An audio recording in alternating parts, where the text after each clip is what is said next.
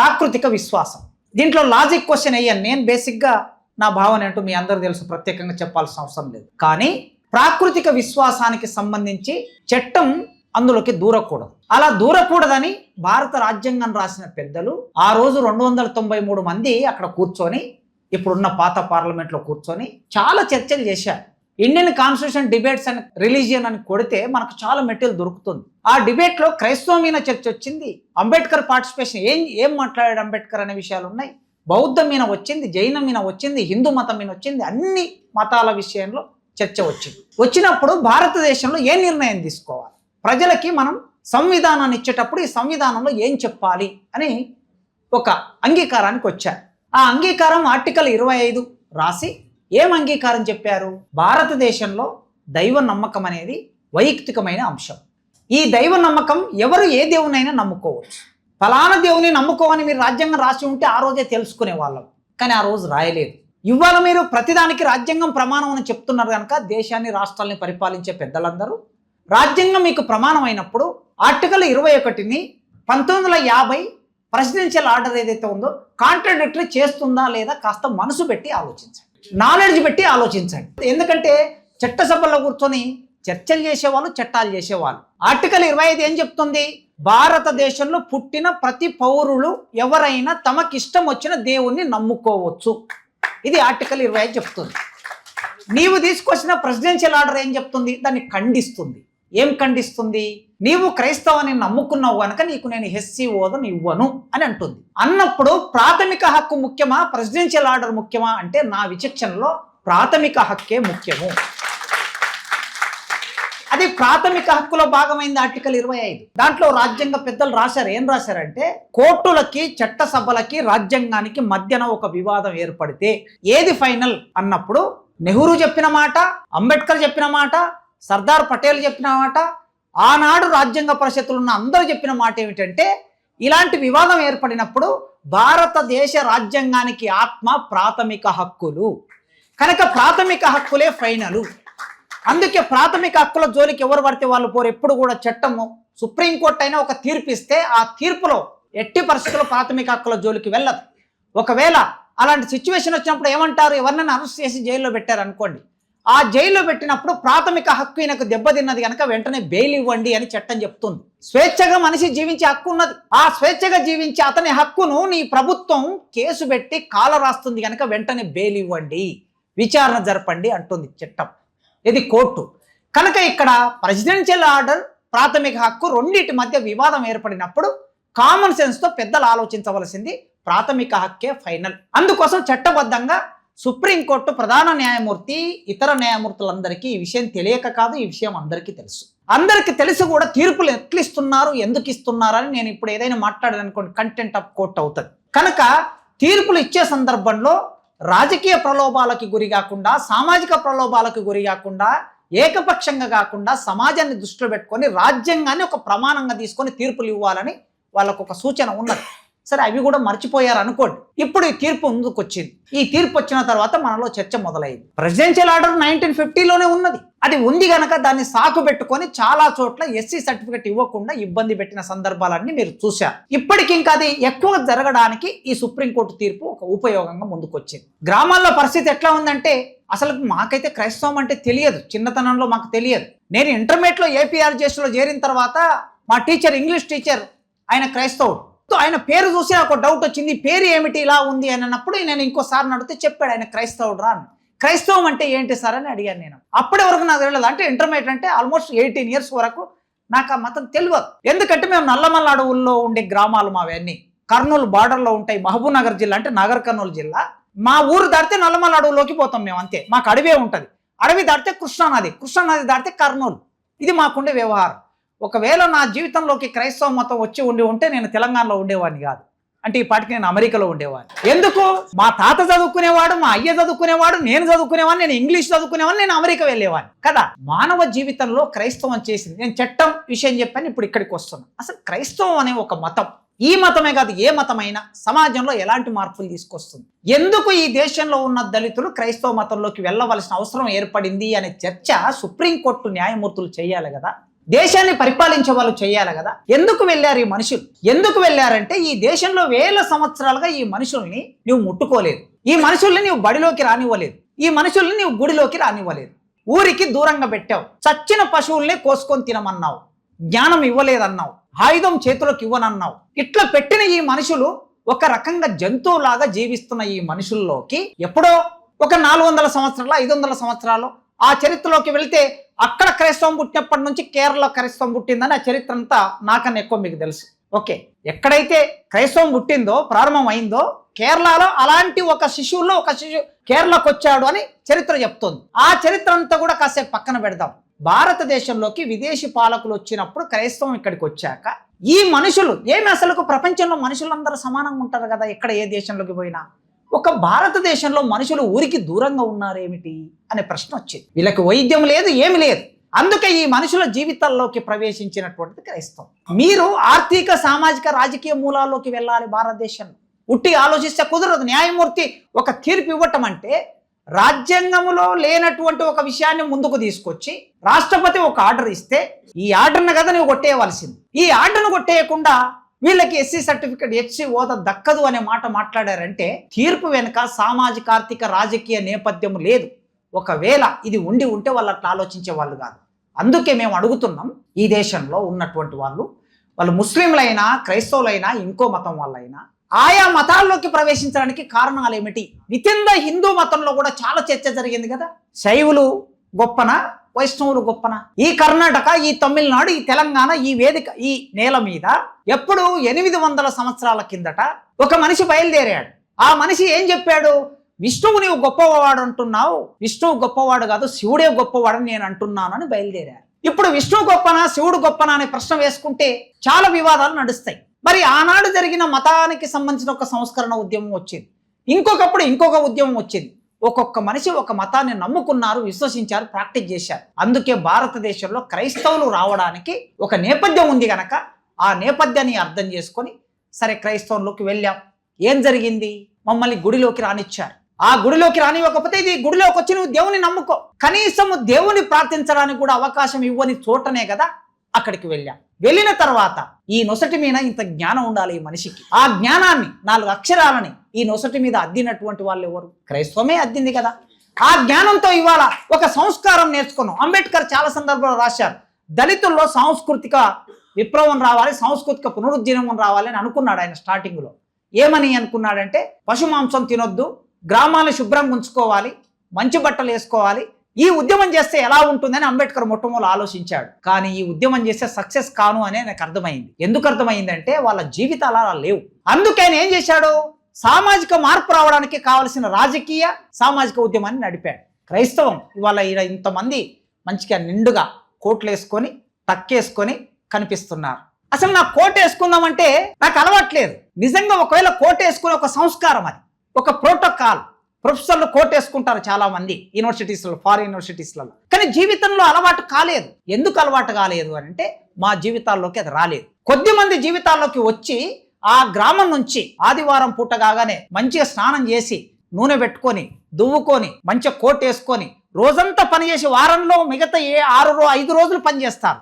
కానీ ఆదివారం సంస్కారవంతంగా ఒక మనిషి అక్కడికి వెళ్ళే ఒక పద్ధతిని క్రైస్తవం నేర్పింది. మా జీవితాలు సంస్కారం నేర్పింది, చదువు నేర్పింది, ఈ ప్రపంచాన్ని చూసే ఒక లాంగ్వేజ్ని ఇచ్చింది, అద్భుతమైన లాంగ్వేజ్ని ఇచ్చింది. నీవు సంస్కృతం నేర్పకపోతివి. మా అంబేద్కరే సంస్కృతం నేర్చుకుంటానయా, నాకు సంస్కృతం నేర్పండి అంటే నీవు అంటరాని వాడివి. సంస్కృతం అనేది దేవతల భాష గనక అంటరాని వాడు నీవు అది నేర్చుకోవడానికి వీలు లేదంటే. మా బాబు జగ్జీవన్ రావు సంస్కృతం నేర్చుకుంటానంటే నేర్పకపోతురి. మహాత్మా జ్యోతిరావు పోలే సంస్కృతం నేర్చుకుంటాను నేర్పకపోతురి కదా. మీ భాష నేర్పకపోతురి. కానీ ఎక్కడి నుంచో వచ్చినటువంటి వాళ్ళు ఆంగ్లం నేర్పటం మూలంగా ఇవాళ ఈ కాస్త ప్రపంచాన్ని అర్థం చేసుకునే అవకాశం మాకు లభించింది, దేశం గురించి ఆలోచించే అవకాశం లభించింది. అందుకే ఈ మూలాల్లోకి వెళ్ళవలసిన అవసరం ఉన్నది. ఎవరు వెళ్ళాలి ఈ మూలాల్లోకి? మోడీ గారు వెళ్ళాలని నేను విజ్ఞప్తి చేస్తున్నాను.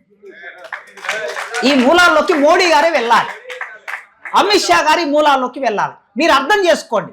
మీరు అర్థం చేసుకుంటేనే అప్పుడు క్రైస్తవుల్లోకి ఎందుకు వెళ్ళారు, బౌద్ధంలోకి ఎందుకు వెళ్ళారు, ఇస్లాంలోకి ఎందుకు వెళ్ళారు.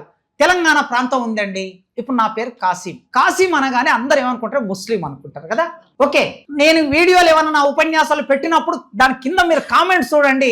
నువ్వు ముస్లిం కనుక, నువ్వు పాకిస్తాన్ వాడు కనుక నువ్వు ఇట్లా మాట్లాడుతున్నావు అని పెడతాడు కామెంట్స్ చాలా మంది. కానీ నా పేరును చూస్తే నన్ను ముస్లిం అని ఇంతగా నన్ను ఇబ్బంది పెడితే నిజంగా అజహర్ సార్ లాంటి వాళ్ళు, నిజంగా ఈ దేశంలో ముస్లింలుగా పుట్టిన వాళ్ళు ఎంత బాధపడుతుంటారో మీరు ఒక్కసారి ఆలోచించండి. సెకండరీ సిటిజన్స్ అయిపోయారు ఈ దేశంలో రాను రాను. ఈ దేశం కోసం త్యాగం చేశారు కదా. 1857 తిరుగుబాటులో ఆనాడు చివరి రాజు, ముస్లిం రాజు, చివరి రాజు తన మనుమని చంపినా, తన కొడుకుని చంపినా, తన కోడళ్ళని చంపినా, తనను చంపినా, రంగుని జైల్లో పెట్టి చంపేసినా తల వంచలేదు, ఓడిపోలేదు, వెన్ను చూపలేదు. అది దేశం యొక్క చరిత్ర.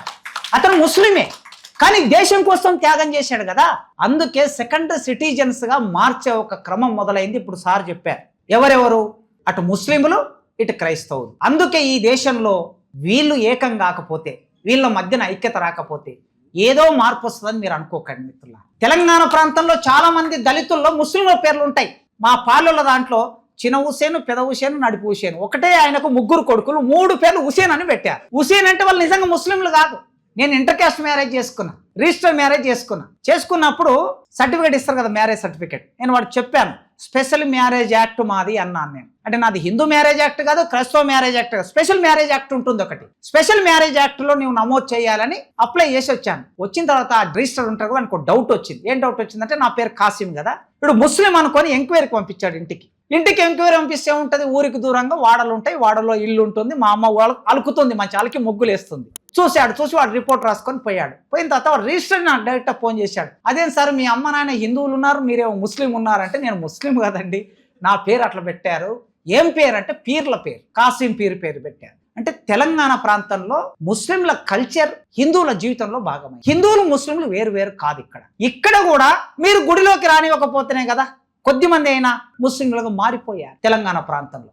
అందుకే ఇక్కడ ముస్లింలైనా క్రైస్తవులైనా ఎవరు అంటే ఈ దేశం మూలవాసు.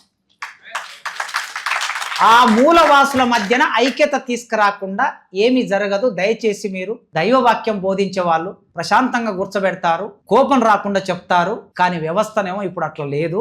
మీరు ప్రశాంతత బోధిస్తే ప్రశాంతంగానే బోధించండి, కానీ ఏదో రకమైన ఒత్తిడి లేకపోతే ప్రభుత్వాలు మారవు. రెండు రకాల ఒత్తిడి. ఒక ఒత్తిడి ఏమో ఓటు బ్యాంకు ఒత్తిడి. మనకి ఓటు బ్యాంక్ ఉందనుకుంటే వీళ్ళు మనకి చట్టం చేయకపోతే ఓటు వెయ్యరనుకోని అన్నా భయపడి చట్టం చేయాలి ఒకటి. లేదు రెండవది, ఈ దేశంలో ఉన్న యంత్రాంగాన్ని మనం కొద్దిగా ఇబ్బంది పెట్టేటటువంటి పని అయినా చేయాలి. ఈ రెండు చేయకుండా మీరు పని జరుగుతుందని మాత్రం అనుకోకండి దయచేసి. మన కళ్ళ ముందు ఎంఆర్పిఎస్ పోరాటం నడిచింది, 30 ఏళ్ళు నడిచింది. ఎన్ని రకాల ఒత్తిడితో నడిచింది? అనేక రకాల ఒత్తిళ్లతో జరిగింది. జనాభా ఎక్కువగా ఉంది గనక అనివార్యంగా చట్టం చేశారు, లేదా ఉద్యమం జరిగింది గనక అనివార్యంగా చట్టం చేశారు. 2 రకాల వలన చట్టమైంది. ఆ విధంగా ఈ చట్టం కావాలంటే లాబింగ్ చేయండి. కేంద్ర మంత్రుల్ని, రాష్ట్ర మంత్రుల్ని, ముఖ్యమంత్రుల్ని అందరితో మాట్లాడండి, కూడగట్టండి. ఇది ఒక ప్రాసెస్. రెండో ప్రాసెస్ ఏమిటంటే ఒత్తిడి కూడా పెట్టాలి. ఎన్ని రకాల ఒత్తిడి పెడితే అన్ని రకాల ఒత్తిడి. చిన్న నిరసన రూపాలు కూడా మొదలు కావాలి. నిరసన రూపాలు మొదలు కాకుండా కూడా ఎవరికి ఏమి వినిపించదండి. మీరు ఏం చేస్తారు, చర్చిలో కూర్చోబెట్టిన వాళ్ళని 4 రోజులు చర్చిలోనే కూర్చోబెట్టండి, చూద్దాం ఏం జరుగుతుంది. బైబిల్ చదువుకుంటా 4 రోజులు చర్చిలోనే కూర్చోబెట్టండి. దేశవ్యాప్తంగా ఒక్కరోజు ఒక కార్యక్రమం తీసుకోండి. మీరు బైబిలే చదవండి, 4 రోజులు కూర్చోబెట్టండి. ప్రపంచ వార్త ఎట్లా అవుతుందో ఒకసారి మీకే తెలుస్తుంది.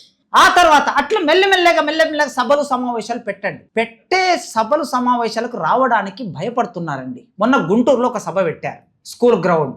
అది 10,000 కెపాసిటీ గ్రౌండ్. వాళ్ళు నిజంగా 10,000 మందిని కూడగడదామని సభ పెట్టారు. నన్ను కూడా స్పీకర్కి పిలిస్తే వెళ్ళారు. తీరా చూస్తే అక్కడ 1000 మంది హాజరయ్యారు. ఏం జరిగిందని అడిగాను నేను. ఏం జరిగిందని అడిగితే ఒక వాట్సాప్ గ్రూప్ లో ఒక భయాందోళక వార్తని క్రియేట్ చేశారు. ఆ సభకు వెళ్తే రేపటి నుంచి మీ ఇళ్ల మీద దాడులు జరుగుతాయి అని ఒక వార్తని స్ప్రెడ్ చేశారు. దాని మూలంగా సభకి ఎవరు రాలేదు. నిజమే, మనం భయపడుకుంటే ఇంట్లోనే ఉందాం. మరి మన హక్కు ఎట్లా వస్తుంది అనేది కూడా క్వశ్చనే కదా. మనం ఏదో రూపంలో మన బలం చూపెట్టకపోతే, ప్రదర్శన చేయకపోతే ఎట్లా? ఇంట్లో కూర్చున్నావు, రేపు ఇంటి మీదకి వస్తారు, అప్పుడు ఏం చేస్తావు? ఇంటి మీదకి వచ్చినప్పుడు ఏం చేస్తాం? కనుక ఇంటి మీదకి వచ్చే పరిస్థితి కలగకుండా ఉండాలంటే మనం అందరం ఐక్యమై ముందుకు రావాలి. దానికోసం ఇప్పటి వరకు ఉండే గ్యాప్ ఏమిటంటే సార్, మీరు పెద్దవాళ్ళు ఆలోచించండి, ఇంటలెక్చువల్ సపోర్ట్ లేదు దీనికి. అంటే ఇంటలెక్చువల్స్ అంటే మీ క్రైస్తవులో ఉన్న ఇంటలెక్చువల్స్ అనుకుంటున్నారు, బయట ఒక పౌర సమాజం ఉంటుంది. ఈ పౌర సమాజం అన్ని కులాల వాళ్ళు ఉంటారు, అన్ని మతాల వాళ్ళు ఉంటారు. వాళ్ళు ఒక డెమోక్రటిక్ మూవ్మెంట్ కు సపోర్ట్ చేస్తారు. తెలంగాణ మూవ్మెంట్ అయినా, ఎంఆర్పిఎస్ మూవ్మెంట్ అయినా, ఇంకో మూవ్మెంట్ అయినా, లేదా మండల్ కమిషన్ మూవ్మెంట్ అయినా, భారతదేశంలో ఉన్న బ్రాహ్మణులు, రెడ్లు, కాపు, కమ్మ, పటేలు అందరూ ప్రజాస్వామికవాదులు ఉంటారు. వాళ్ళందరి మాటకి సమాజంలో బాగా విలువ ఉంటుంది, ఆలోచిస్తారు, మీడియా ప్రభావితం అవుతుంది. కనుక మీరు ఏం చేయండి అంటే ఒక పౌర సమాజంతో ఒక గ్రూప్ను ఏర్పాటు చేసి దీనికి సంఘీభావంగా వివిధ రకాల సమావేశాలు, ప్రెస్ నోట్లు, లేకపోతే వ్యాసాలు రాయించటం అది కూడా చేయవలసి ఉన్నది. అప్పుడే మిగతా కులాల్లో ఉన్న వాళ్ళు ఆలోచిస్తారు. ఇవాళ మెజారిటరిజం అనేటటువంటిది బాగా పెరిగింది కదా. చాలా సింపుల్గా ఏమనుకుంటారంటే ముస్లింలు భారతదేశంలో అనవసరంగా ఉన్నారు, వీళ్ళని దేశం నుంచి వెళ్ళగొట్టాలి, లేకపోతే మేము చెప్పినట్లు వినాలి. ఇది ఒక ఆలోచన పెంచుకుంటూ పోతున్నారు.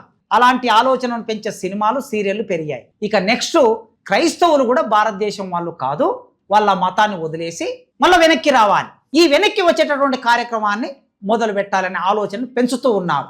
ఇలా పెరిగి చివరికి ఏమవుతుందంటే మనం ఈయన వ్యతిరేకత పెరుగుతుంది సమాజంలో. అటువైపు వ్యతిరేకత పెంచడానికి ప్రయత్నం చేస్తుంటే మనం ఏం చేయాలంటే దాన్ని న్యూట్రల్ చేయడానికి ప్రయత్నం చేయాలి. దాన్ని న్యూట్రల్ చేయడానికి ప్రయత్నం చేయాలంటే పౌర సమాజం నుంచి మద్దతు కూడా కట్టుకోవాలి. అలాంటి ఇప్పుడు ఇక్కడ అజార్ సార్ వచ్చారు, లక్ష్మణ వచ్చారు, వాళ్ళు ఈ కార్యక్రమాన్ని ఏర్పాటు చేశారు. దీని వలన ఒక మంత్రి మాట్లాడితే సమాజంలోకి వెళ్ళే విషయం అది పాజిటివ్గా మనకి ఒక దృక్పథం రావడానికి ఏర్పడుతుంది. కనుక ఇలాంటి కార్యక్రమాలు చేయాలని తప్పనిసరిగా, ఇది న్యాయమైన ఆకాంక్ష. మేము చర్చిలు కట్టుకున్న మాట నిజమే, క్రైస్తవంలోకి పోయిన మాట నిజమే, కానీ మా ఇల్లు ఏ మాదిగవాడలో ఉండాలో మాదిగవాడలోనే ఉంది, ఏ మాలవాడలో ఉండాలో మాలవాడల్లోనే ఉంది. మా ఇల్లు ఏమి అగ్రహారంలోకి పోలే. ఎక్కడన్నా పోయింది అగ్రహారంలోకి? రెడ్ల ఇళ్ల మధ్యనేమి ఇల్లు కట్టుకోలే, బ్రాహ్మణుల ఇళ్ల మధ్యనేమి ఇల్లు కట్టుకోలే. మా ఇల్లు ఎక్కడున్నాయో అక్కడనే ఉన్నాయి. దానితో పాటు మేము క్రైస్తవ మతంలోకి పోయిన మాట నిజమే, మేమేమి తప్పు చెప్పట్లేదు, వెనక్కి పోవటం లేదు, నిజమే. కానీ ఒక స్త్రీ ఉద్యోగస్తురాలు అయితే, ఒక పురుషుడు ఉద్యోగస్తుడైతే మా వెంట ఉండే కుల వివక్ష ఏమి తగ్గలేదు, కుల వివక్ష కొనసాగుతూనే ఉంది. లేదా మా క్రైస్తవుని నమ్ముకున్న వాళ్ళు ఒకరు ఒక మంత్రి అయితే, ఒక ఎమ్మెల్యే అయితే, లేదా ఒక ఎంపీ అయితే కుల వివక్ష ఏమి తగ్గలే. ఒక్కొక్కసారి ఎన్ని రకాలుగా ఉంటుందంటే, నేను ఈ మధ్యకాలంలో చాలా దగ్గరగా లక్ష్మణతో పాటు కలిసి, అప్పుడప్పుడు అజార్తో సార్తో పాటు కలిసి కొన్ని విషయాల్లో తిరుగుతూ ఉంటే కనిపిస్తుంది అధికారులకి ఎంత రిమ్మ ఉంటుందంటే, నేను రిమ్మ అంటున్నందుకు ఏమనుకోకండి. అసలు ఒక మంత్రి ఒక ఆర్డర్ చేస్తే దాన్ని అమలు చేయడానికి అవతల ఉన్నటువంటి ఒక బ్రాహ్మణ అధికారి లేదా ఇంకో అధికారి అస్సలకు ఫైల్ని కదిలించడే, అక్కడ వేసుకొని కూర్చుంటాడు. నా కళ్ళతో చూశానండి. మరొక మినిస్టర్ పొద్దున మాట చెప్తే సాయంత్రానికి జీవో వచ్చిందండి. ఏమిటిది అంటే, మా మంత్రులైనా, ఎమ్మెల్యేలైనా, ఐఏఎస్ అయినా, ఐపీఎస్ అయినా మా పట్ల కుల వివక్ష పోలేదు, మా ఇల్లు మారలేదు, మా తిండి మారలేదు, మా జీవితం మారలేదు. కులం పోనంత వరకు మీరు ఒక కార్యక్రమాన్ని తీసుకోండి. మోడీ గారికి నేను ఒక విజ్ఞప్తి చేస్తున్నా, ఒక కార్యక్రమం తీసుకోండి మోడీ గారు. భారతదేశంలో నేను ఈ రోజు కులాన్ని నిర్మూలిస్తూ ఒక చట్టం చేస్తున్నానని మీరు ప్రకటించండి పార్లమెంట్ సాక్షిగా. కుల వివక్ష ఉండదు అని ప్రకటించండి, మొదటిది. రెండోది, భారతదేశంలో ఉన్న సంపద అంటే టాటా, బిర్లా, రిలయన్స్ అంబానీ, ఆదానీ అందరి సంపదని దేశంలో అందరికీ సమానంగా పంచుతున్నానని మీరు ఒక చట్టం చేయండి. ఈ రెండు పనులు చేయండి. కులాన్ని నిర్మూలిస్తూ చట్టం చేస్తున్నా, ఎందుకంటే మీరు అనుకుంటే అవుతుంది. మోడీ గారు పెద్ద నోట్లు రద్దు అని రాత్రి అనుకున్నాడు, పొద్దుట వరకు రద్దు అయింది. 370 ఆర్టికల్ రద్దు అన్నాడు, రద్దు అయిపోయింది. రామాయణం నిర్మిస్తా అన్నాడు, నిర్మించేశాడు. ఓకే, మరి ఇప్పుడు ఇది కూడా అనుకుంటే ఆస్తిని సమానంగా పంచుతున్నా అని అనండి. మాకు రిజర్వేషన్ ఎందుకండి? రిజర్వేషన్ మాకు భూములు ఇవ్వండి, వ్యాపారాలు ఇవ్వండి, మేము వ్యాపారాలు చేస్తాం. కనుక దేశంలో సామాజిక సమానత, ఆర్థిక సమానత ఉన్నంత కాలం రిజర్వేషన్ అనేది మా హక్కు, అది రాజ్యాంగం కల్పించిన హక్కు. ఎందుకు హక్కు అంటే, చివరికి మాట చెప్పి ముగిస్తా. భారతీయుడు ఎవరైతే ఈ దేశంలో ఉన్నారో వేల సంవత్సరాలుగా, మీ పాదము కందకుండగా చెప్పులు గుట్టి జీవనంబు చేయు, మీ పాదము కందకుండగా చెప్పులు గుట్టి జీవనంబు చేయు, నిరాకరింపలేదెన్నడు అప్పు వడ్డది సుమి భరతావని వీని సేవకుల్ అని రాశాడు గుర్రం జాషువా. అప్పు వడ్డది దేశం మాకు, మీరు ఎన్ని సంవత్సరాలు మాకు సేవ చేసినా అప్పు తీరదు. ఎందుకు తీరదంటే, అతి తక్కువగా చూసే నీ పాదాన్ని మేము ముద్దాడి మా చేతులతో చెప్పులు కొట్టి నీకు మెత్తటి పరుపులు ఇచ్చాం గనక ఈ దేశం మాకు అప్పు వడి ఉంది. అప్పు తీరే వరకు మీరు మా కోసం పనిచేయాలి.